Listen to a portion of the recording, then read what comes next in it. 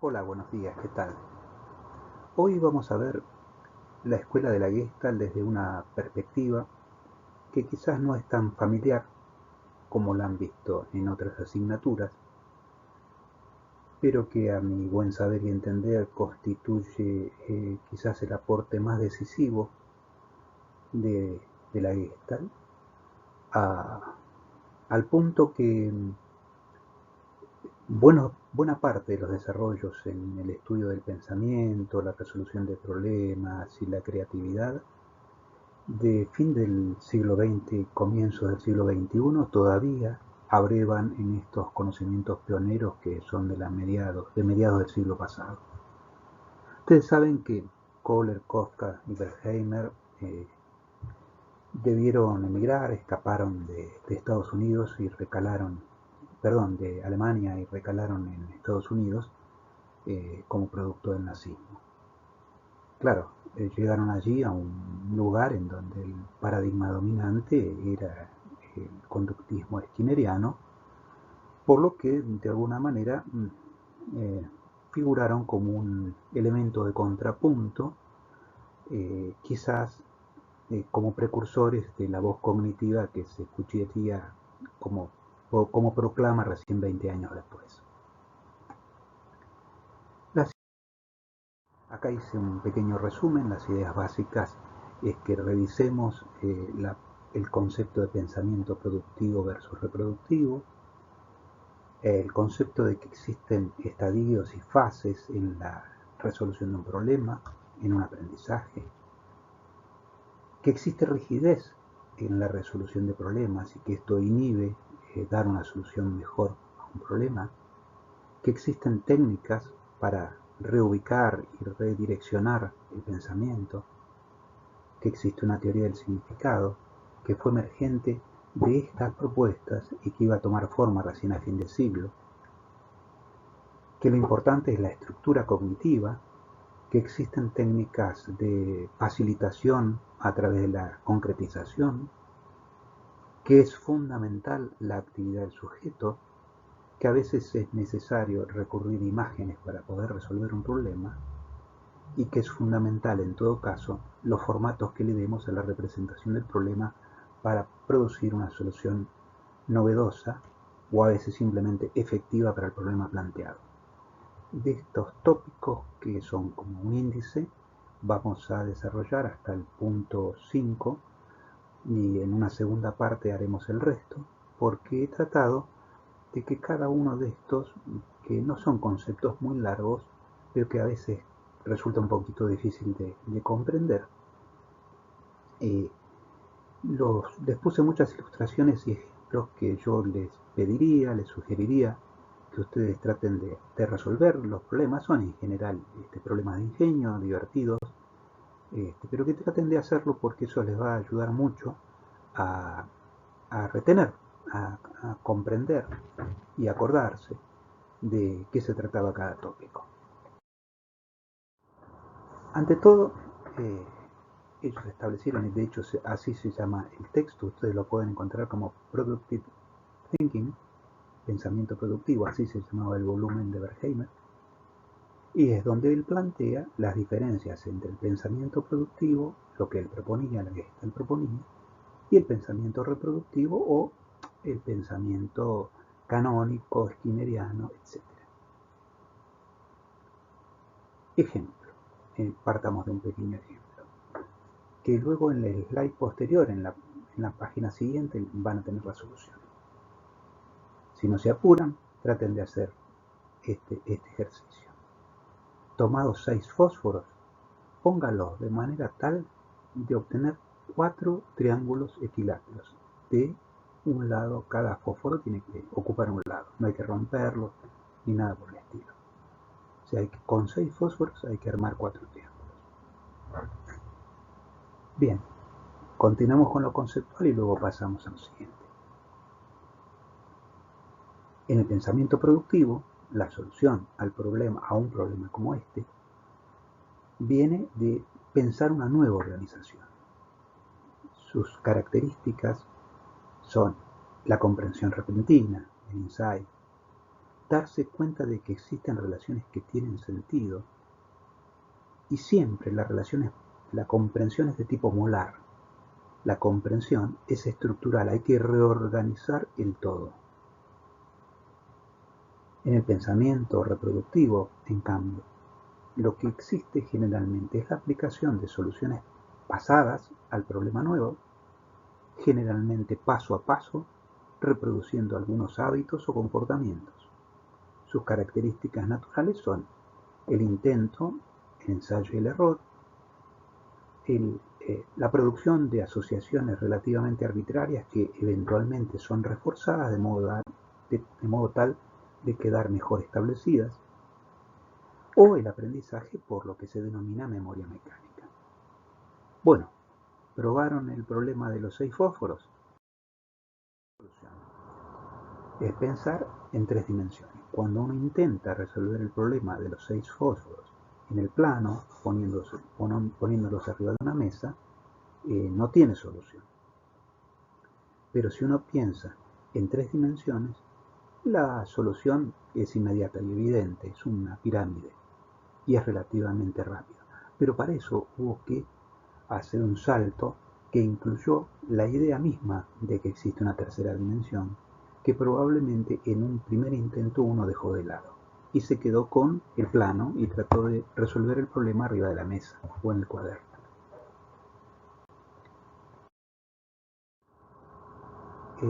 La diferencia en los ejemplos que daba Wertheimer por el 59 es pensar en esas relaciones estructurales. Aquí tenemos otro ejemplo en el cual se le pide a la persona que calcule la superficie de este paralelogramo. Aprenderlo como base por altura, digamos, como por memoria mecánica, o aprender las relaciones estructurales. Si uno aprende de memoria, generalmente la aplicación queda circunscripta a la figura pertinente con la cual la aprendimos. Cuando uno aprende a hacer relaciones estructurales, que sería la figura a la derecha, uno puede comprender que si el triangulito que queda a la izquierda es igual al triangulito que queda a la derecha, esta figura es equivalente a un rectángulo o a un cuadrado, y por lo tanto que la solución que se aplica a un cuadrado también se aplica a esta nueva figura. Catona, George Catona, un personaje que también escapó de Alemania y fue alojado por Wertheimer en su laboratorio y trabajó durante 4 o 5 años allí. Un excelente e ingenioso psicólogo que generó innumerable cantidad de desafíos y problemas y terminó siendo el fundador de lo que se llama psicología del consumidor. Escribió el primer trabajo sobre el pensamiento o la psicología económica y fue el fundador, el primer director además del INDEC norteamericano. Bueno, el problema que nos propone Catona es el siguiente. Supongamos que debemos retener estos dígitos: 5, 8, 12, 1, 5, 1, 9, 2, 2, 6. Entonces se ponen dos grupos. Un grupo que lo aprende de memoria y otro grupo que aprende que en realidad es 5 más 3, 8, más 4, 12, más 3, 15, más 4, 19 y así sucesivamente. Es decir, hay un grupo que lo aprende mecánicamente y otro grupo que aprende una relación que es partiendo de un número más 3, más 4, más 3, más 4, con alguna relación que tenga sentido. Luego, cuando se hicieron los trabajos experimentales, se pudo establecer que el grupo que aprendió a través de relaciones con sentidos obtuvo mayor transferencia de este tipo de conocimientos a conocimientos nuevos y una leve mayor retención en el tiempo. Aquí tenemos otro ejemplo propuesto por Catona, que también es experimental, donde hay un grupo memórico que aprende RR, NRR, etc., y otro que aprende una relación. En este caso, lo que se le está solicitando a la persona es que con 8 cartas ordene el mazo de modo tal que la primera carta que doy vuelta sea roja, que la segunda carta la guarde en la parte de abajo del mazo, la otra carta que saco sea negra, la próxima la saco y la pongo abajo del mazo, la otra roja y así sucesivamente. Entonces el grupo de memoria se le enseñaba o se le inducía a aprender de manera mecánica la secuencia de cartas en que debería estar armado el mazo para que diese esta solución. Y al otro grupo se le enseñaba este cuadro, que se los voy a dejar para que lo vean ustedes, pero ven como en la primera línea lo que se hace es diagramar para que parezca una roja, el asterisco quiere decir que va abajo, una negra, el asterisco que tiene que ir abajo, roja, etcétera, etcétera. Y cuando termina acá, sigue con el renglón siguiente, la próxima carta sería una roja, la próxima carta tiene que ir abajo, etcétera, etcétera. Y ven cómo finalmente, en la fila final, se constituye la misma solución que el grupo que lo aprendió de memoria. Ahí se puede verificar que la retención y la transferencia son mayores. Otro de los aspectos importantes, muy explorados en el aprendizaje y la resolución de problemas, creativa de problemas, novedosa de problemas, es que las personas parece que avanzamos a través de estadios o de fases en su solución. Hay varias propuestas, en este caso en particular vamos a tomar la que propone Polya. George Polya era un matemático húngaro, psicólogo también, que quizás su obra liminar en este punto era cómo resolverlo, how to solve it. Vamos a partir de un problema y luego vamos a realizar esto. El problema es el siguiente. En algún lugar del planeta hay un oso que camina 100 kilómetros hacia el sur, gira hacia el este, camina 100 kilómetros, gira hacia el norte, camina 100 kilómetros y de ese modo retorna al punto de partida. ¿De qué color es el oso? Luego de que terminemos esta lectura de esta página, vamos a ver la solución. Para avanzar por fases, lo primero es comprender el problema. Reconocer cuáles son las incógnitas. Se está preguntando en este caso de qué color es el oso. ¿Cuáles son los datos que me dieron? Los datos que me dieron es que mencionaron 3 desplazamientos. ¿Y qué condiciones relacionan una con las otras? Desconozco. Entonces, en el segundo paso, luego de revisar qué condiciones son las que no estoy considerando, se propone que lo que las personas hacen es elaborar un plan. Generalmente utilizan la experiencia pasada, reordenando, teniendo alguna comprensión o alguna asimilación nueva. Con este plan se hace una puesta en acción, una puesta en prueba, donde se pone en práctica el plan comprobándolo cada paso. Finalmente, si se llega a un resultado, se trata de mostrar si existe alguna otra vía para llegar al mismo resultado por otro método, o si se puede usar el mismo método para resolver otro tipo de problemas. En este caso, el problema del oso, el problema es similar al problema del triángulo de la pirámide con los fosforitos. Si la solución a este problema solo es posible en geometría esférica. Efectivamente, el oso es blanco, como habrá pensado alguno, pero esto es así porque las condiciones que satisfacen este problema, ir hacia el sur, girar a la derecha 90 grados, ir hacia el norte, girar a la derecha 90 grados, ir hacia el norte, y ahí volver al punto de partida, solo se constituye si es un triángulo esférico. Y un triángulo esférico con esta descripción se satisface en el polo norte. Por lo tanto, es alta la probabilidad de que el oso sea blanco. Para los que les gustó el problema, les cuento que existen al menos 2 soluciones más independientemente del oso, pero hay dos soluciones más para esa trayectoria.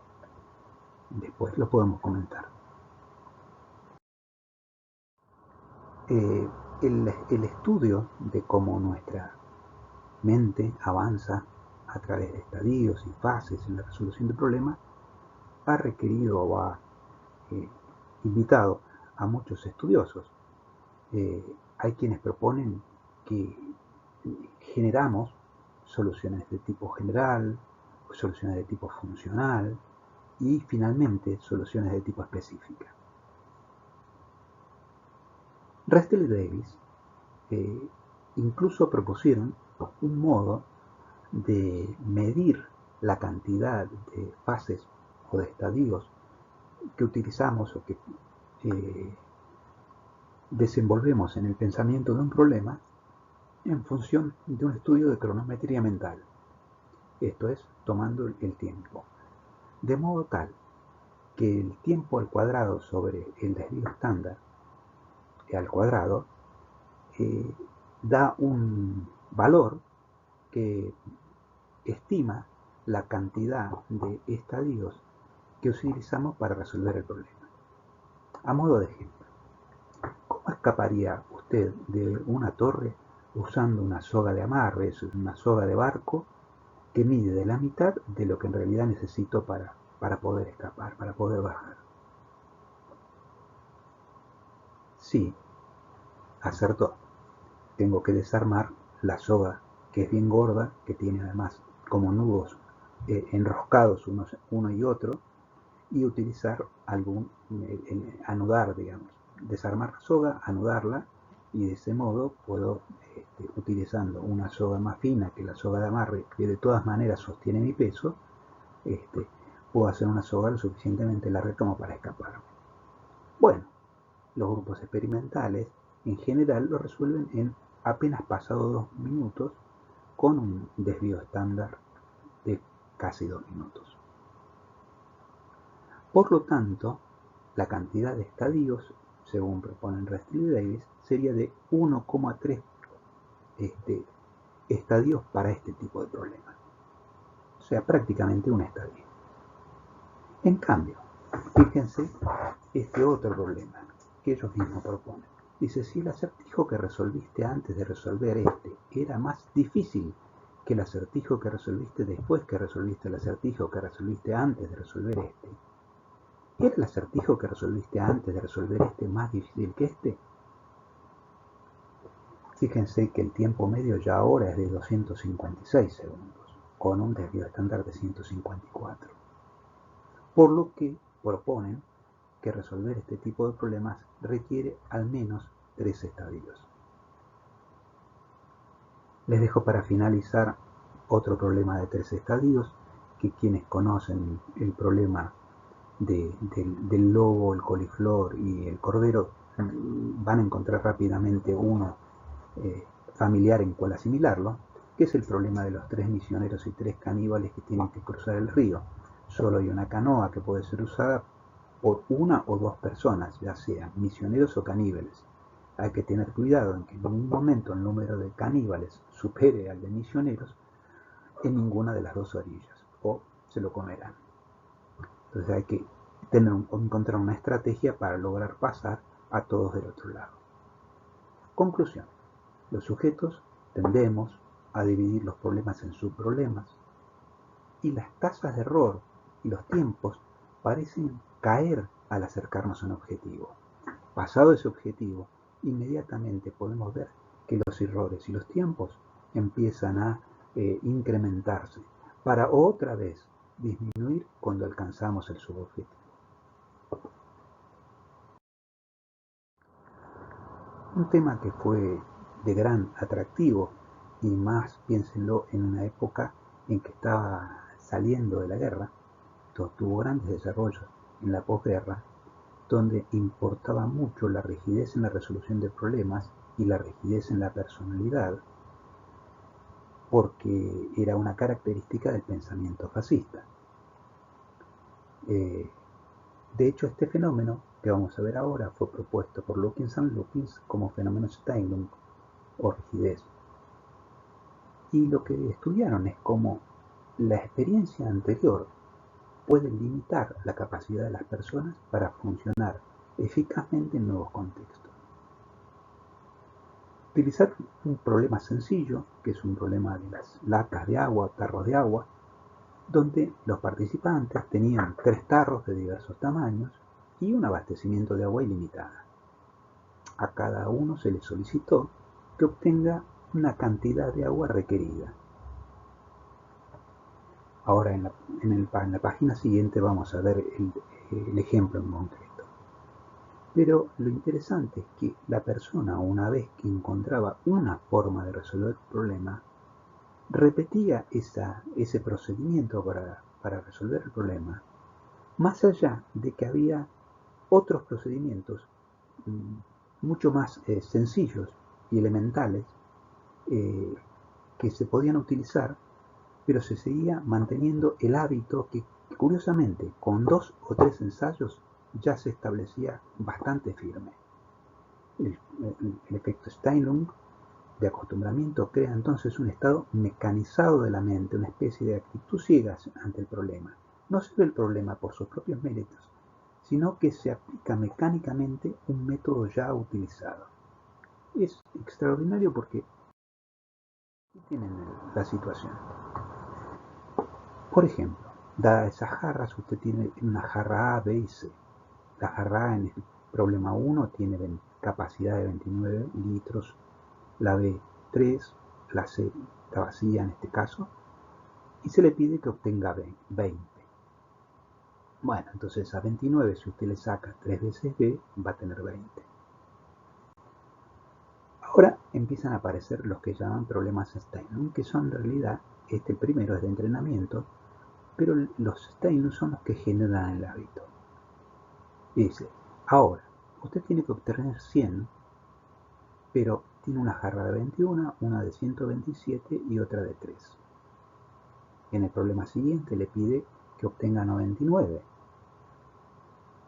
Para eso tiene una jarra de 14, una de 163 y una de 25.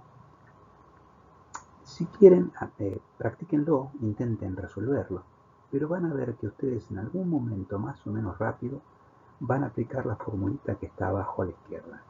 A la jarra B le van a sacar la jarra A y luego 2 veces la jarra C.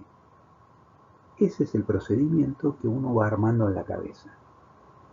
Y entonces aparecen los problemas críticos, como es el 7. Fíjense que en el 7 se puede resolver aplicando la fórmula, pero en realidad es mucho más fácil a 23 sacarle 3 para obtener 20. Bueno, lo mismo pasa en el crítico 8. Incluso se interfiere con problemas que solo se resuelven rompiendo la regla, pero el hábito es tan fuerte que en los críticos finales vuelve a aparecer el fenómeno Steinlung. Las soluciones entre los resultados de los diferentes grupos contra un grupo control, y fíjense que en los experimentales, tanto en niños como en adultos, las soluciones Steinlung en porcentaje constituyen el 72 y el 74%, mientras que es relativamente pequeña la proporción de gente que puede producir una solución directa, esto es, puede neutralizar la fuerza del hábito que le generó haber resuelto 2 o 3 ejercicios utilizando el mismo procedimiento. Otra forma que toma la rigidez en resolución de problemas es lo que se denomina fijeza funcional, propuesto por Dunker. Cuando manipulamos un objeto, una tijera, una pinza, un martillo, asociamos estas herramientas a su función. En ese sentido, luego se ha demostrado que es bastante difícil desvincular el instrumento de la función quizás para la que fue creada, pero que sin embargo puede ser utilizado para otra finalidad. Bueno, por ejemplo, en un pretest, el problema del péndulo. Bien, les cuento en qué consiste el problema del péndulo. Imaginemos que estamos en una habitación en la cual por algún problema se rompió un cable. ¿no? Un cable que estaba tendido de una punta a la otra del cielo raso, se cortó y quedó con dos cables colgando. Pero claro, si tomamos un cable con la mano e intentamos acercarnos para tomar el otro, no alcanzamos. Lo mismo sucede al revés, si tomamos uno y tratamos de alcanzar el otro. Estamos en una habitación vacía y lo único que hay es una pinza. Si tomamos el cable con la punta de la pinza y tratamos de agarrar el otro, tampoco logramos alcanzarlo. ¿Cuál será la solución? Bueno, la solución, si quieren, piénsenla y se la comento en el slide anterior, en el próximo. Aquí les decía, el pretest es trabajar con pinzas en un circuito eléctrico, con una batería, con algo por el estilo. Esto es para reforzar aún más la idea de utilizar esas pinzas con aislantes para tocar determinadas cosas y no tocar otras. ¿Cuál es el efecto? Es en la medida en que la persona se le reforzó la funcionalidad del elemento, es menor la tendencia que el grupo control para usarla como péndulo, que es la solución. Pero además, curioso, si estuvo trabajando con pinzas y luego se le pone una tijera o un objeto semejante, también se transfiere, digamos, la fijeza funcional obtenida para el objeto originario al objeto nuevo. Nombrar el objeto produce menor fijeza funcional si se asocia con la función deseada, con el uso deseado, pero produce mayor fijeza funcional en la medida en que su uso sea no deseado. Veamos ahora la solución y en todo caso regresen a la slide anterior para repasar esto que intenté explicarle. Posar. No, la solución va a estar al final cuando veamos direccionamiento. Ahora vamos a ver una tercera forma de impedir o dificultar la resolución de un problema, la rigidez en resolución de problemas, que es la propuesta denominada transferencia negativa, propuesta por Bartlett en el año 58.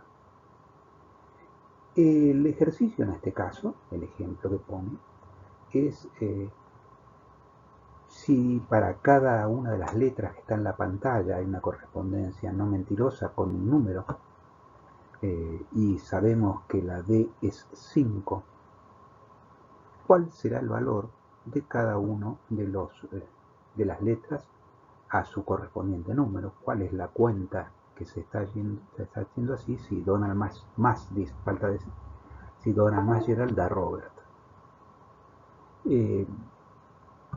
Esto, fíjense que D más D es T, entonces sabemos que T es 0 y así hay que seguir calculando y transfiriendo hasta tener cada uno de los valores correspondientes a cada letra. Sin embargo, ciertos hábitos se transfieren negativamente a situaciones novedosas. En este caso, si ustedes intentan hacer el problema, hay un punto en el cual ustedes se sienten trabados. Esta es la solución.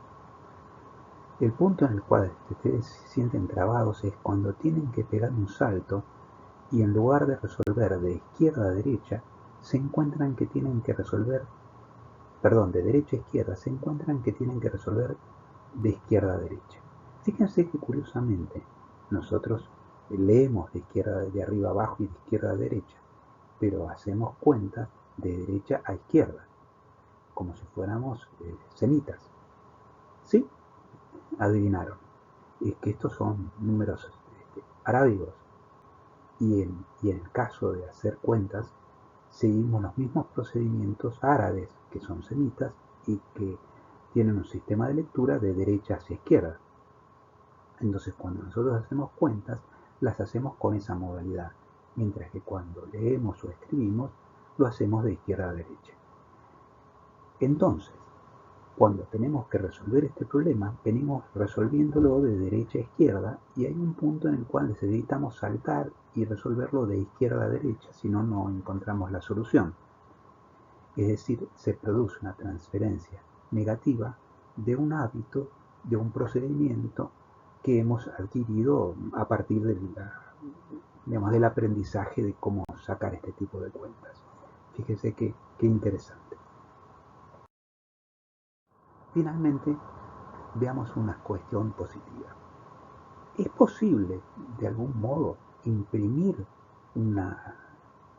un direccionamiento, una sugerencia, una línea de exploración de relaciones significativas? ¿Es posible influenciar a las personas para que construyan estructuras con significado en lugar de producir aprendizajes mecánicos?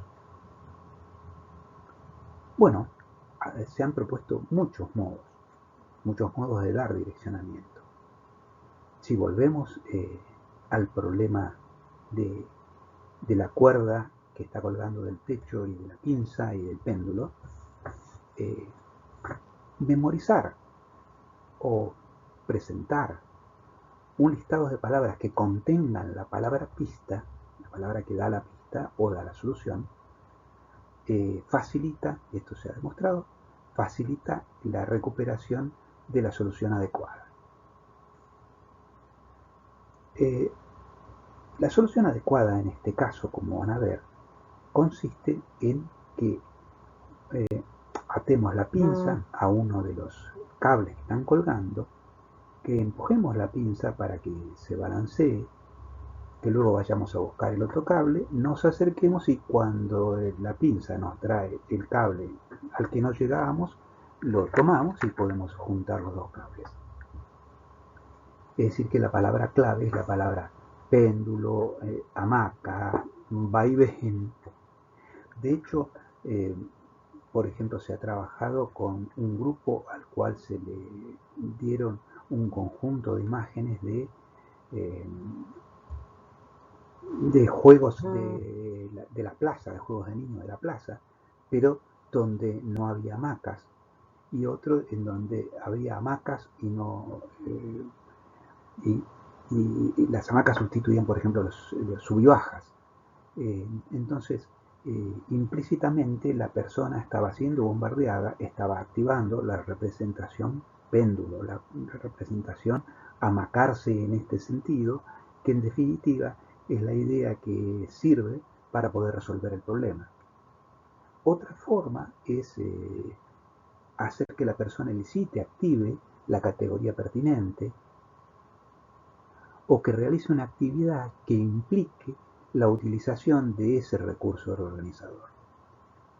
Si quieren ver una revisión más o menos actual, de unos 10 o 15 años, de todas estas temáticas y de cómo esto impacta en los procesos metacognitivos de planeamiento y de revisión, pueden acceder a esta tesis que les dejé el link en esta página.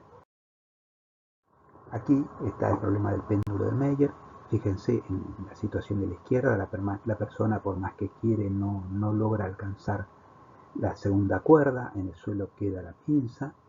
Luego, cuando la pinza es atada a uno de los cordeles y se la hace pendulear, la persona puede alcanzarla cuando se encuentra cerca y juntar los dos cables y solucionar el problema. Bueno, hoy en este momento vamos a finalizar acá y en la parte 2 vamos a ver los 5 tópicos que nos falta aún de resolución de problemas. Gracias.